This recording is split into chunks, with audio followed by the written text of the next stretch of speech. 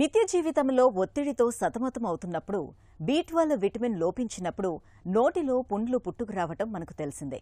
అయితే ఇలాంటి లోపాలేవీ లేకున్నా నోటిలో పుండ్లు పుట్టుకొచ్చినప్పుడు అవి ఎంతకీ మానకుండా ఇబ్బంది పెడుతున్నప్పుడు వెంటనే అప్రమత్తమవ్వండి. ఎందుకంటే ఇలాంటి మానని పుండ్ల వెనక క్యాన్సర్ దాగి ఉండే ప్రమాదం ఉంటుందని హెచ్చరిస్తున్నారు డాక్టర్లు. నోటిలో తలెత్తే పుండ్లు ఎప్పుడు సాధారణమో ఎప్పుడు కాదో ఇప్పుడు తెలుసుకుందాం.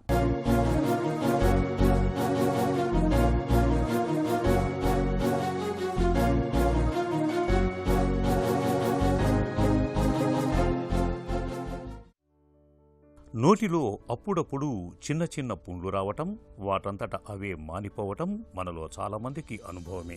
నిత్యం ఒత్తిడితో సతమతమం అవుతున్నప్పుడు, బి విటమిన్ లోపాలు తలెత్తినప్పుడు, పొరపాటున పంటితో కొరుక్కున్నప్పుడు నోటి లోపల చిన్న చిన్న గాయాలవుతూ ఉంటాయి.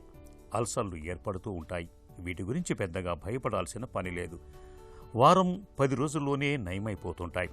కానీ నోటిలో పుండ్లు మొదలై 2 వారాలు దాటినా అవి నయం కానప్పుడు అప్రమత్తం కావాలి. ఎందుకంటే ఇలాంటి మానని మొండి పుండ్ల వెనక ఒక్కోసారి క్యాన్సర్ ప్రమాదం దాగి ఉంటుందని హెచ్చరిస్తున్నారు డాక్టర్లు. సాధారణంగా నోటిలో అల్సర్స్ అనేవి రావడం చాలా కామన్గా చూస్తూ ఉంటాము. నోట్లో అల్సర్స్ అయినప్పుడు అవి నొప్పితో ఉన్నాయా, నొప్పి లేకుండా ఉన్నాయా అనేది ముఖ్యమైన క్యారెక్టర్ అన్నమాట. దాన్ని డిఫరెన్షియేషన్ చేయడానికి సాధారణంగా క్యాన్సర్ పరంగా చూసుకుంటే అల్సర్ ఎప్పుడైతే స్టార్ట్ అవుతుందో అది నొప్పి లేకుండా స్టార్ట్ అవుతుంది. అది కొంచెం క్రమేపీ సైజ్ పెరిగే కొద్దీ కానీ అది అప్స్టేజ్ అయ్యే కొద్దీ అది నొప్పిగా మారుతుంది. అలా అని చెప్పి పెయిన్ ఉన్న అల్సర్స్ అన్నీ కూడా క్యాన్సరస్ అని కాదు. సో బినైన్ అల్సర్స్ అనేవి అంటే నార్మల్ అల్సర్స్ కూడా మనం నోటిలో చూస్తూ ఉంటాము. అవి యాప్తస్ అల్సర్స్ అంటారు. అంటే అది పెయిన్ఫుల్ అల్సర్స్.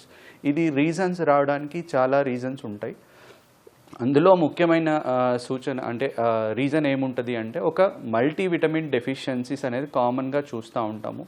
ఒకానొక దశలో స్ట్రెస్ వల్ల కూడా యాప్తస్ అల్సర్స్ అనేవి కూడా వస్తూ ఉంటాయి. అదే కాకుండా కొన్ని అల్సర్స్ ట్రామాటిక్ అల్సర్స్ అంటే షార్ప్ టీత్ పక్కన దంతాలకి షార్ప్ ఎడ్జెస్ ఉన్నప్పుడు రాపిడి వల్ల వచ్చే అల్సర్స్ కూడా ట్రామాటిక్ అల్సర్స్గా కూడా చెప్తారు. కొన్నిసార్లు ఒక ఇన్ఫెక్షస్ అల్సర్స్ అంటారు. అంటే ఈ మధ్య చూడటం లేదు కానీ సిఫిలిటిక్ అల్సర్స్ అనేవి కూడా ఒకప్పుడు కామన్గా చూసేవాళ్ళము. కామన్గా ఇవి బినైన్ అల్సర్స్ కిందకి వస్తాయి. ఇవి క్యాన్సర్గా ఏమీ మారవు. కానీ నాన్ పెయిన్ అంటే పెయిన్ లేని అల్సర్స్ అవి మాత్రం చాలా ఇంపార్టెంట్.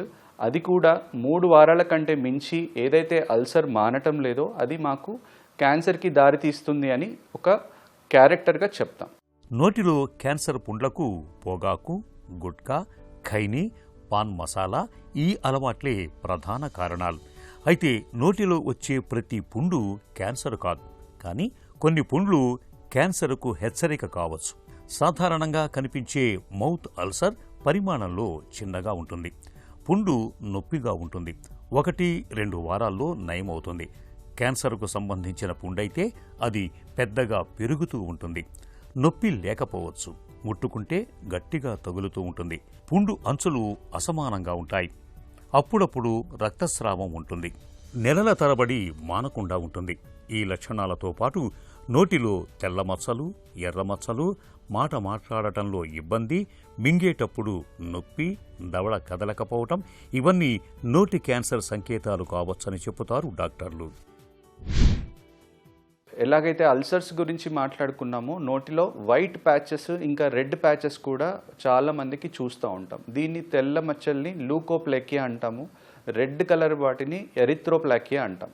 ఇవి ప్రీ క్యాన్సర్ కండిషన్స్ అన్నమాట. అంటే అదే కనుక చాలా రోజులు ఉంటే క్యాన్సర్కి దారితీసే అవకాశం ఉంటుంది. ఈ దశలో కనుక్కొని ట్రీట్మెంట్ చేసుకుంటే రేపు క్యాన్సర్ రాకుండా మనం 100%గా చెప్పొచ్చు. సో తెల్లటి మచ్చలకి ఎక్కువ క్యాన్సర్ వచ్చే ఛాన్సెస్ ఉంటుందా, ఎర్రటి మచ్చలకి ఎక్కువగా ఛాన్సెస్ ఉంటుందా అంటే ఎరుపుగా ఉన్న మచ్చలకి జనరల్గా క్యాన్సర్ వచ్చే ఛాన్సెస్ ఎక్కువగా ఉంటాయి. అలాగే తెల్లటి మచ్చలు లూకోప్లాకిక్ ప్యాచెస్కి కూడా క్యాన్సర్ వచ్చే ఛాన్సెస్ ఉంటాయి, కానీ చాలా తక్కువ.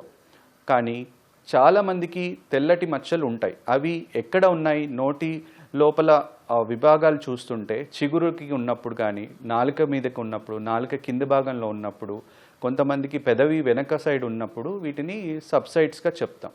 నాలుక మీద కానీ నాలుక కింది భాగం ఫ్లోర్ ఆఫ్ ద మౌత్ అంటారు, వాటి దగ్గర లూకోప్లేకి అంటే తెల్లటి మచ్చలు ఉంటే కంపల్సరీ దాన్ని మనం చెక్ చేసుకోవాల్సిన అవసరం ఉంటుంది.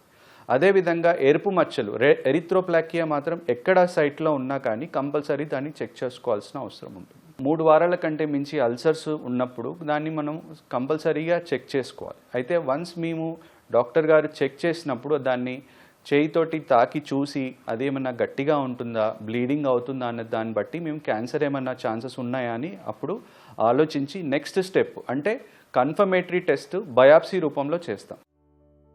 నోటిలో పుండు మొదలై 2 వారాలైనా నయం కానప్పుడు, దాని పరిమాణం పెరుగుతున్నప్పుడు, రక్తస్రావం జరుగుతున్నప్పుడు, మాట్లాడటం మింగటం కష్టంగా అనిపిస్తున్నప్పుడు ఆలస్యం చేయకుండా వెంటనే డాక్టర్ని సంప్రదించాలి. ఏ క్యాన్సర్నైనా తొలి దశలో గుర్తించటం అనేదే ప్రధానమైంది. దాని మీద ఆధారపడే క్యాన్సర్ నయమవుతుందా లేదా అనే విషయం నిర్ధారణ అవుతుంది. ఎండోస్కోపీ, ఎక్స్రే, సిటీ స్కాన్ లాంటి ప్రాథమిక పరీక్షల ద్వారా స్క్రీనింగ్ చేయటం ద్వారా క్యాన్సర్లను తొలి దశలోనే గుర్తించవచ్చు. ఆపై కణితి పరిమాణం బట్టి సర్జరీ చేయాలా లేక రేడియేషన్ అవసరమవుతుందా లేదంటే కీమోథెరపీ చేయాలా అనే విషయాన్ని డాక్టర్లు నిర్ణయిస్తారు. కొన్నిసార్లు 2-3 చికిత్సల కలయిక కూడా అవసరం పడవచ్చు. క్యాన్సర్ స్టేజీని బట్టి చికిత్సల ఎంపిక, దాని తీవ్రత కూడా ఆధారపడుతుంది. క్యాన్సర్ చికిత్సల సమయంలో కొన్ని దుష్ఫలితాలు కనిపించినప్పటికీ క్రమం తప్పకుండా చికిత్స తీసుకోవటం వల్ల నోటిలో క్యాన్సర్లు తేలికగానే నయమవుతాయి.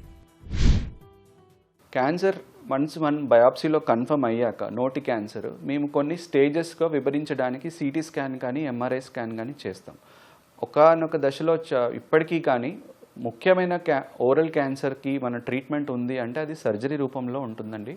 సర్జరీ అనగానే చాలామంది భయపడతారు, కానీ ఇప్పుడు వరకు ఉన్న ట్రీట్మెంట్స్లో చూసుకుంటే 100% కాకపోయినా కానీ 90-95% మనం క్యూర్ అయ్యే ఛాన్సెస్ సర్జరీ రూపంలోనే ఉంటుంది ఓరల్ క్యాన్సర్కి.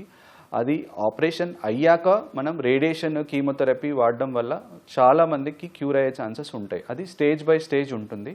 స్టేజ్ 1, 2 and 3 జనరల్గా క్యూర్ అయ్యే ఛాన్సెస్ ఎక్కువగా ఉంటాయి స్టేజ్ 4తో కంపేర్ చేస్తే.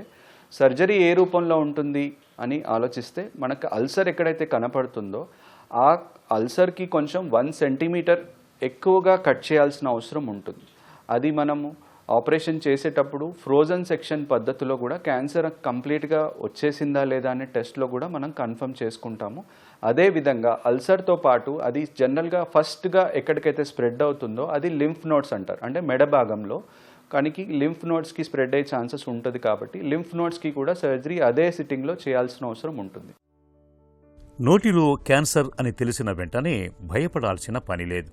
ప్రారంభ దశలో గుర్తిస్తే చిన్న శస్త్రచికిత్సతోనే నోటిలో క్యాన్సర్ కణితులను పూర్తిగా తొలగించవచ్చు. పెద్ద పెద్ద ఆపరేషన్లు, రేడియేషన్ వరకు వెళ్లకుండానే కణితులకు చికిత్స చేయొచ్చు. ఆపై అందరిలాగే సాధారణ జీవితాన్ని కొనసాగించవచ్చు. ఇక నోటిలో క్యాన్సర్లను నివారించుకోవటం అన్నది మన చేతిలోనే ఉంది. అన్నిటికంటే ముఖ్యంగా పొగాకు ఉత్పత్తులకు దూరంగా ఉండాలి. మద్యం జోలికి వెళ్లకూడదు. ఈ జాగ్రత్తలు నోటి క్యాన్సర్ ప్రమాదాన్ని చాలా వరకు నివారిస్తాయి.